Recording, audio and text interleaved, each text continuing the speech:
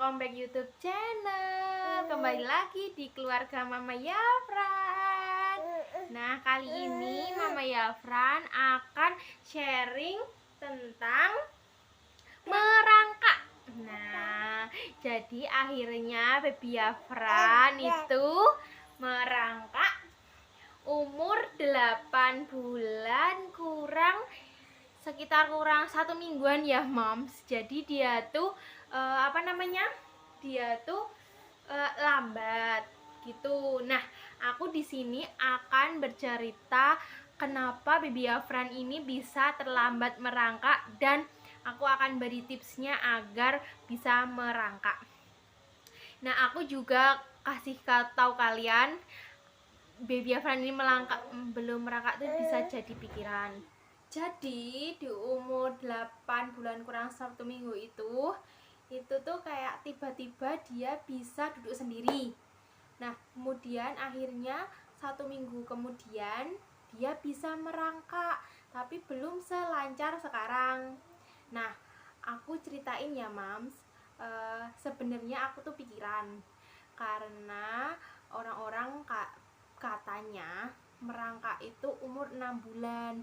Nah, pas ada seorang ya kan, dia tuh ngomen nih tentang perkembangan baby Yafran yang belum bisa duduk sendiri. Jadi dia tuh bisa duduk sendiri, tetapi dia tuh kalau didudukin dia bisa duduk, tapi kalau dia duduk sendiri dari tengkurap kemudian duduk sendiri dia tuh belum bisa. Nah, itu aku pikiran. Nah, aku baca-baca ya kan, itu tuh termasuk ciri-ciri anak yang nanti takutnya tuh stunting. Pas aku di posyandu juga ditanya ini sama kadernya posyandu, kalau seandainya baby Yafran itu belum bisa duduk sendiri tuh itu bisa pengaruh kepada dia termasuk gejala stunting. Jadi itu aku berpikiran seperti itu. Nah, kenapa aku berpikiran sampai aku pikir-pikir seperti itu? Karena yang pertama itu merangkak itu sangat penting mam. Jadi itu adalah suatu perkembangan bayi yang sangat penting, karena merangkak itu yang pertama kalau aku baca itu dia itu menyeimbangkan antara otak kiri dan kanan. Terus kemudian dia itu juga bisa menguatkan antara otot kaki, lutut, tangan, dan perut. Seperti itu. Nah, kalau dia melewati masa merangkak kan jadi perkembangannya nggak sempurna gitu lah, aku pikir-pikir. Nah, kenapa si baby Yafran ini bisa telat merangkak? Nah, itu jadi penyebabnya. Nah, umur 4 bulan aku tuh sudah stimulus dia duduk sendiri. Jadi dari dia tengkurap dia berbaring, kemudian aku angkat itu loh mams. Nah, itu tuh dia udah jago, udah bisa duduk sendiri dengan tegak. Bukan duduk sendiri ya, dibantu berdiri. Nah, jadi dia dari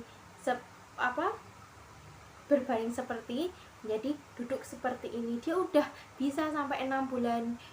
Nah, itu tuh yang pertama, aku sama suami itu udah excited banget punya anak kan. Jadi umur 5 bulan itu 5 bulan kurang, karena dia udah duduknya udah tegap, aku beliin sepeda yang mereknya Aviator tuh. Aku tiap hari hampir setiap sore aku puter-puterin di keliling halaman rumah ya kan, untuk dia itu naik sepeda yang Aviator itu. Nanti gambarnya aku letakin di sini ya, di atas yang kayak gitu. Nah, yang kedua, aku tuh nggak jarang semenjak dia bisa duduk, aku tuh nggak pernah namanya yang tummy time dia. Jadi tummy time itu tengkurapin bayi. Yang ketiga, aku tuh sering dudukin bayi. Jadi kan karena dia udah jago ya kan,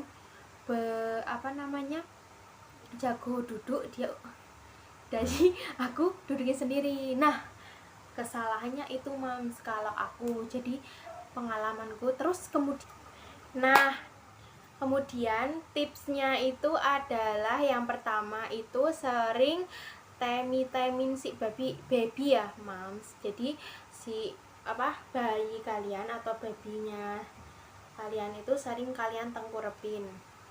Nah itu juga bisa mempercepat dia duduk sendiri dan merangkak.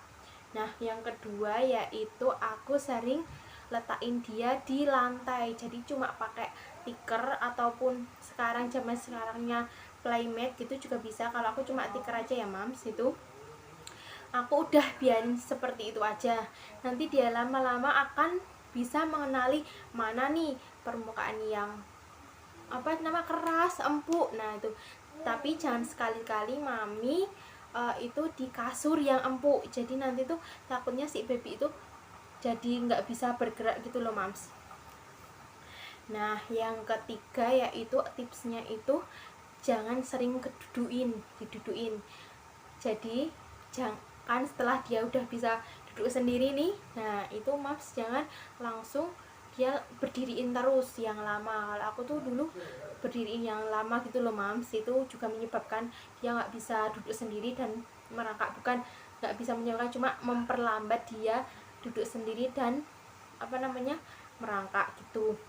Terus yang keempat itu aku sering stimulasi dia. Jadi saat dia berbaring itu tangan kanan aku satuin dengan kaki kiri, jadi kayak digerakin olahraga senam gitu loh mams. Itu juga tips yang keempat. Nah aku sering lakuin itu, kemudian dia tiba-tiba 7 bulan kurang seminggu udah bisa merangkak. Nah itu mams, itu adalah tips dari saya. Mams bisa praktekin. Jadi kita tuh kayak anak kita tuh kita stimulus sendiri dan kita tuh bisa belajar. Aku di sini cuma sharing aja, semoga bermanfaat ya. Seandainya ada komen atau ada pertanyaan bisa bisa komen di bawah ini ya, nanti aku akan balas ya. Segitu ceritaku dan sharing aku tentang bayi aku yang terlambat merangkak. Sekian, dadah. Jangan lupa untuk like, comment, dan subscribe ya mams.